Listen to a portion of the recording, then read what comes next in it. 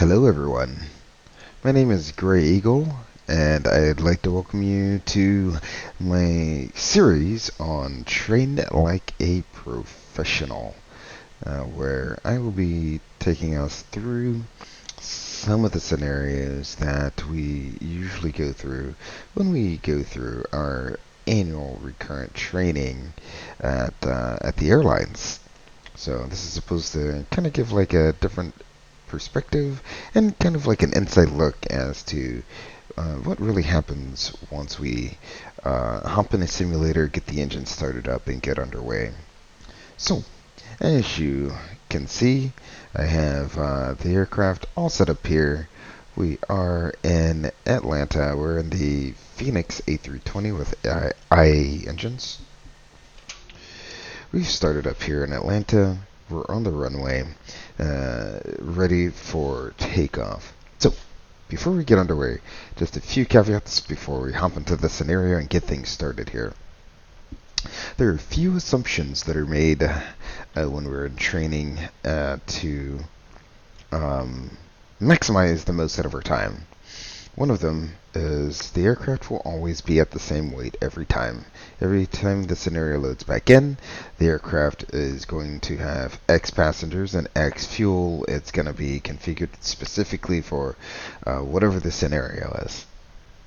So, with that in mind, I have tried to set the aircraft in a very specific way so that you could replicate it as well. Also, to note is prior to each simulator is 2 hours of briefing. So it's 2 hours of briefing and then 4 hours in the simulator, so 6 hours total, which makes quite a long day. There are breaks built into that so that we have time to rest and decompress and take care of any physiological functions that we need to throughout our day. So there are breaks built in. The way this tutorial series is going to kind of work is I'm not going to do everything in one big 4-hour block. I'm going to upload a scenario by scenario. Should be around 20 to 30 minutes each per scenario. Hello, future me here. And after going over that video, I did notice that that video, the first video, went over an hour, and I kind of wanted to keep these a little bit shorter. So what I'm going to do is I will break that first video up into two parts. Part one being my explanation of the series while we're on the ground, and then also the subsequent departure and hand-flown arrival. And then part two will be the Cat 3 ILS, the Cat 3 dual ILS, so the briefing and the ILS followed by a go-around, followed by a Cat 3 single ILS.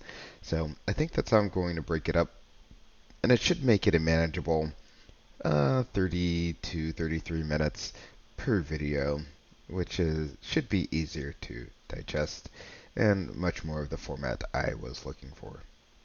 And I will not do things that are redundant. Like a lot of times they need to see each pilot do a go around or each pilot do an engine failure, and that's simply just redundant. It's just me. If I do it once, then what's the point of me doing it again? With that said, it is also just me. So not everything is going to be exactly how we would do it on the line or in this simulator. This has been modified for, obviously, home simulator use and a single pilot kind of scenario. So with that in mind, this is a tutorial video for entertainment purposes only, not to be taken for any real-world flight simulator or any real-world flying. Of course, if you are going to fly an Airbus in the real world, please consult your company's SOPs as they take precedence over anything else. So, with that in mind, this is strictly for entertainment purposes and to kind of get an insight as to what happens in the simulator. So, with that in mind, like I said, I have a setup here in Atlanta on runway 9 left. we're fully configured and ready for departure. I have my V-speeds, which have been calculated and put into the box here. And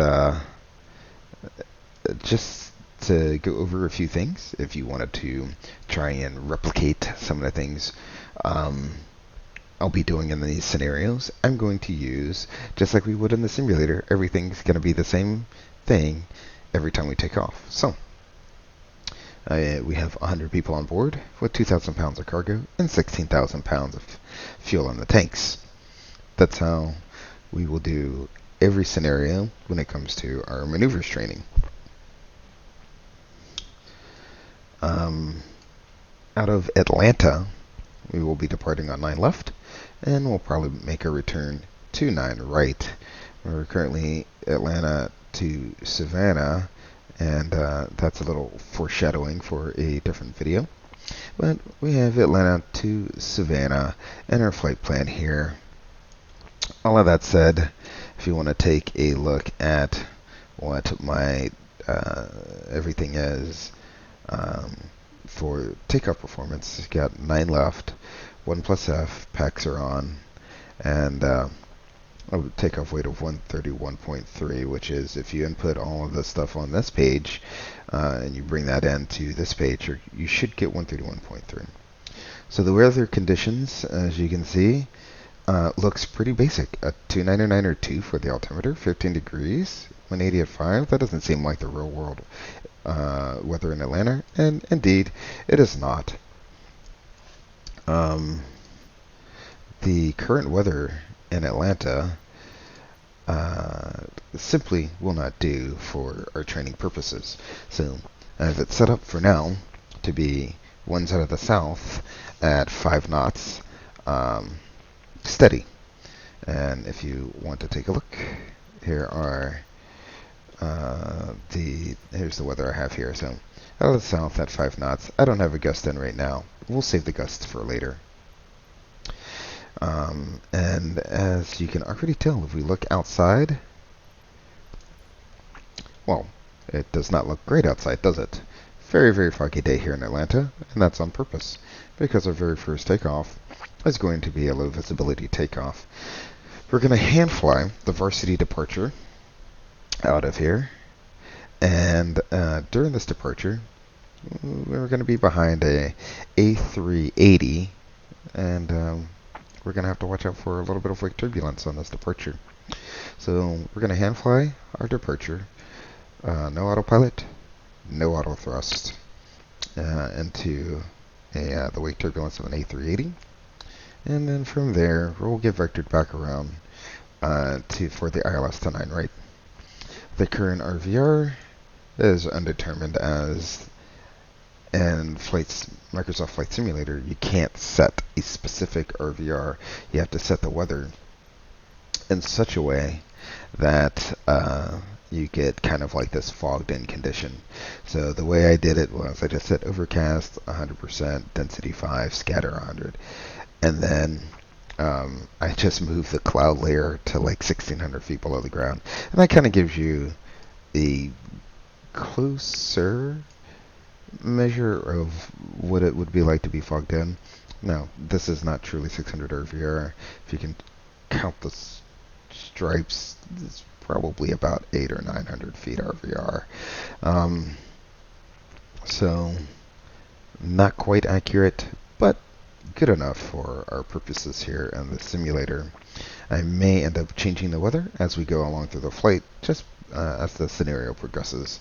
I will need to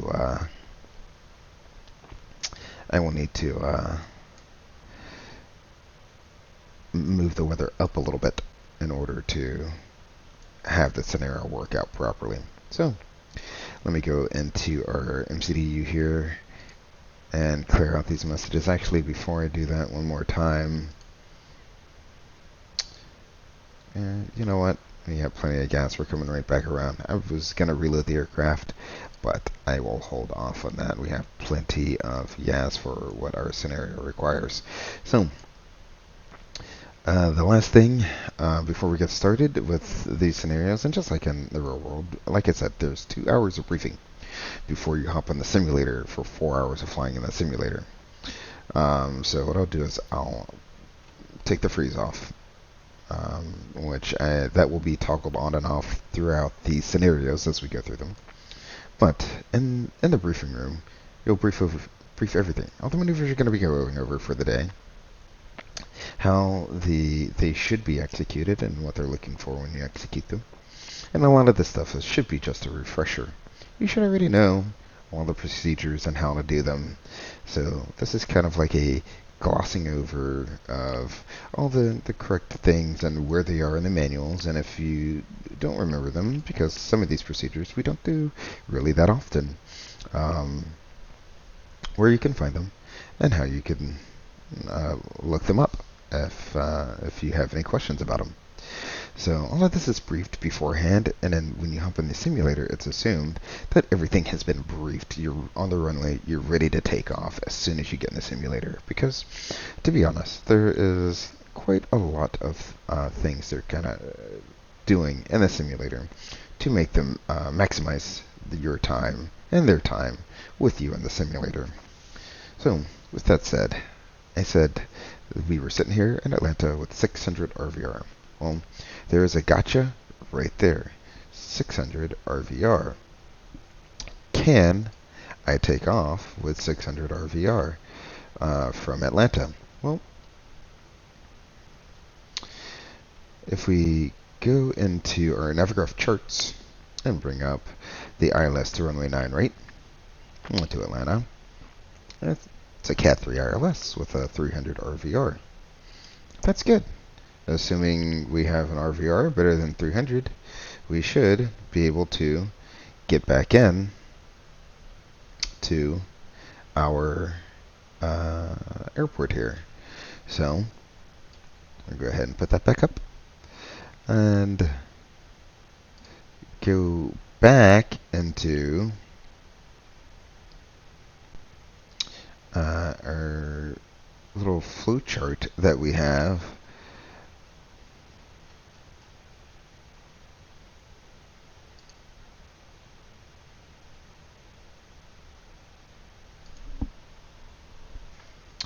That will lead us down. We have a little flow chart that we carry with us, and it has a lot of different things in there, and one of them is takeoff alternates, and that's what we're kind of leading us down here. So auto lands have been demonstrated up to the maximum landing weight. So as long as we're below our maximum landing weight of 142.1, which we are, we should be able to auto land back in here. There's a note here, therefore do not plan to utilize auto land at weights greater than the maximum landing weight. So we don't have to worry about that. If we were above maximum landing weight, we'd have to go back into our Jetson chart and look at Cat 1 and say, well, can we get in on a Cat 1 approach? And with the RVR the way it is, no, we would not. So in that case, we would need a takeoff alternate. So ensure a takeoff alternate has been designated anytime the weather conditions at departure airport are below Cat 2 or 3 minimum using Cat 3 single procedures. So we have to be able to get back in using Cat 3 single if available for runways in use, provided that takeoff weight is not greater than the maximum landing weight. Otherwise, we have to use the lowest available Cat 1 minimums for the runways in use. Takeoff alternates are also required when runway lights are inoperative and approved temporary electric lights are used. So, for the purposes of this situation, we will assume that all the runway lights are functioning perfectly fine. So, we should be good there. So in this case, we don't need a takeoff alternate because we can get back in Cat 3 single and we're below our maximum landing weight.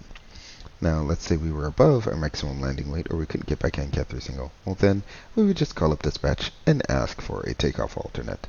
And let's just say, oh, I don't know, I guess that's clear, so they'll put, I guess that's the alternate. There we go. So we are now legal to take off.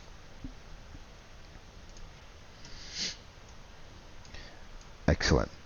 That little exercise is now complete, and we are ready for departure.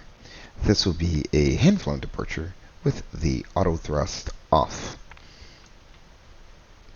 So, without any further ado, let's actually get the aircraft rolling.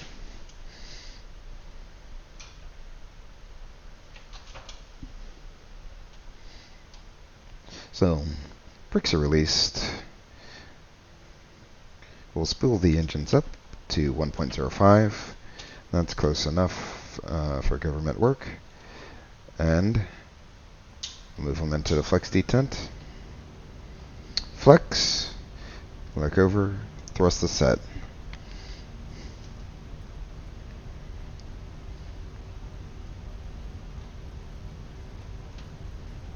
$80. Checked.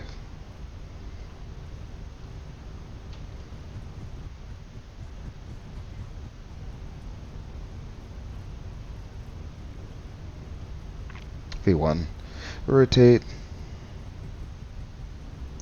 We'll bring the nose up and right into the flight director as we go. We have a positive rate. Gear up. Bring the auto thrust off.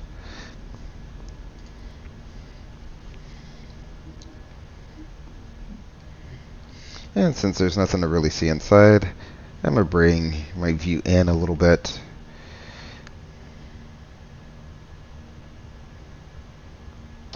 And we've switched over to the climb phase. So, bring the pitch down a little bit. Thrust the climb.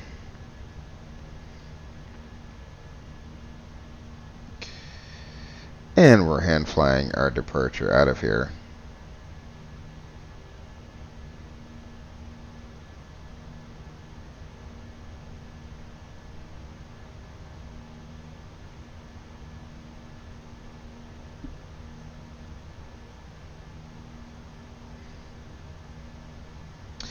Alrighty, we're at flat retraction speed, so we'll call for flaps up.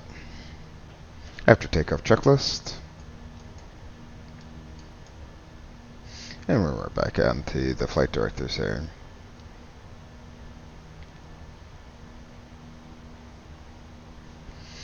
When I got time, I'm going to go ahead and clear auto thrust or auto flight. I want to clear the status as we did this on purpose.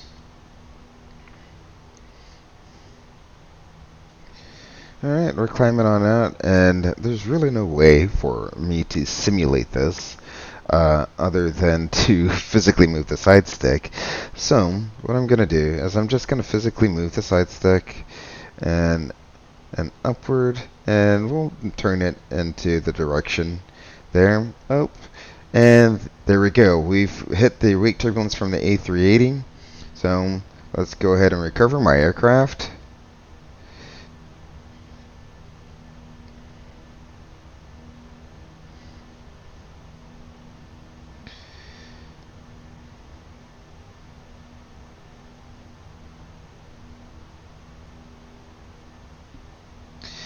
Alrighty. Excellent. We're recovered. We're gaining our speed back. And we've already got Alt Star. That little maneuver kind of put us in Alt Star. So 10,000 feet, which is the top of the SID here on the Varsity 3. So they're going to be looking for one more thing here. And the reason why they want us to do an auto thrust off manually flown SID is kind of try to get us to be overloaded. We're thinking about flying the airplane manually. We don't have the auto thrust, and they kind of want to try to overload us to see if we are going to actually bring the thrust back when we level off. So we're 9 for 10. We have the Alt Star. We'll be getting the level off here. Yep, got it. So what I like to do is I'm watching the trend arrow. Once it touches my target speed, go ahead and start bringing that speed back so that trend arrow can stop moving up. There we go.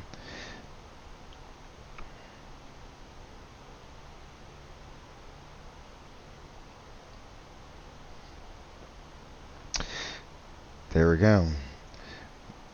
Now we're essentially level at 10,000 feet with a pretty good pretty good catch on our speed there. So that's really all they're looking for in that scenario. So a lot of things kind of happened there. We had an upset recovery from hitting some wake turbulence, manually flown SID, and a level off where we have to bring the power back. So let's go ahead and reestablish the automation.